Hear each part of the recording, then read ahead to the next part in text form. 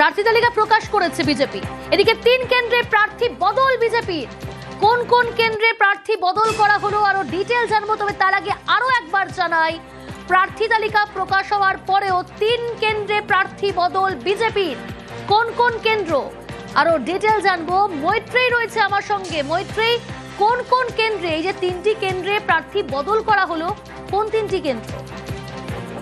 দেখো, বিজেপি কিন্তু এই প্রথম নয়, দ্বিতীয়বার প্রার্থী বদল করা হলো এবং দেখা যাচ্ছে যে 3টি কেন্দ্র, বসিরহাট উত্তর, বিষ্ণুপুর এবং বেহালা পূর্ব, 3 কেন্দ্রের প্রার্থী বদল করা হয়েছে এবং সেখানে বসিরহাট উত্তরের প্রার্থী করা হলো কৌশিক সিদ্ধার্থকে, বিষ্ণুপুরের প্রার্থী করা হয়েছে অভিজিৎ সর্দার এবং বেহালা পূর্ব প্রার্থী করা হয়েছে শঙ্কর শিকদারকে।